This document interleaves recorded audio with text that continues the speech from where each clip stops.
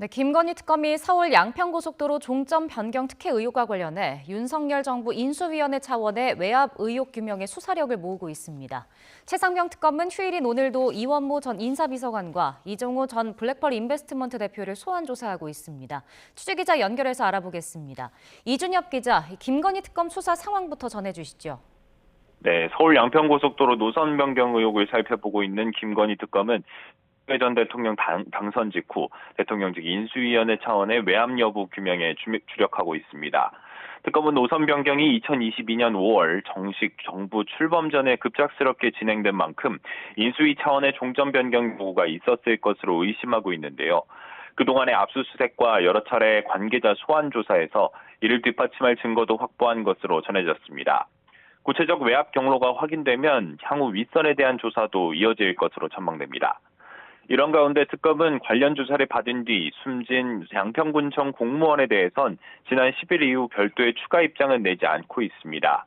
내일 부검이 예정된 만큼 경기 남부경찰청의 사망사건 수사 경과를 우선 지켜볼 것으로 보입니다. 경찰은 타살 혐의점이 없다고 보고 사망 원인을 명확히 하기 위해 부검을 하기로 했고 국립과학수사연구원의 유서 필적 감정도 의뢰할 예정입니다. 다만 경찰은 숨진 공무원이 이전에 별도로 남긴 메모와 같은 내용이 유서에도 포함되어 있는지 등에 대해선 확인해 줄 수 없다는 입장입니다. 네, 최상병 특검 수사 상황은 어떻습니까? 네, 최상병 특검은 오늘 오전 10시 이원모 전 인사비서관과 이종호 전 블랙펄 인베스트먼트 대표를 나란히 소환했습니다. 지난 1일에 첫 조사를 받았던 이 전 비서관은 범인 도피와 직권남용 혐의 피의자 신분인데요.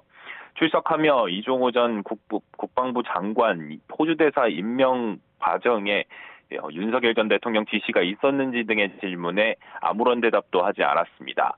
특검은 이 전 비서관을 상대로 이 전 장관의 호주대사 임명을 통한 도피 의혹과 관련해 따져물을 전망입니다.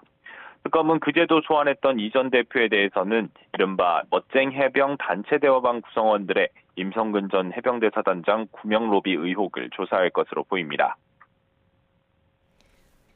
네, 내란 특검은 이번 주 조태용 전 국정원장을 소환한다고요? 네, 내란 특검의 경우 오늘 별도 소환 일정을 잡지 않고 이번 주 예정된 조태용 전 국정원장 소환과 박성재 법무부 장관의 구속영장 실질 심사를 준비하고 있습니다. 두 사람 수사가 마무리되면 특검은 계엄 당일 국무회의에 참석한 주요 인물들과 관련한 수사는 마무리 짓고 외환 관련 수사에 힘을 쏟을 것으로 보입니다.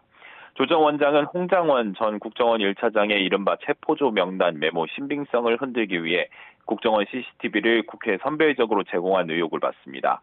또 비상계엄 선포 계획을 듣고도 국회에 보고하지 않아 국가 안전보장에 중대한 영향을 미치는 상황은 지체 없이 보고하도록 하는 국정원법 조항을 지키지 않았다는 의혹 등도 받습니다. 모레 구속심사를 앞둔 박 전 장관에게는 법무부에 관련 지시를 내리며 비상계엄에 적극적으로 가담한 혐의가 적용됐습니다. 지금까지 사회부에서 전해드렸습니다.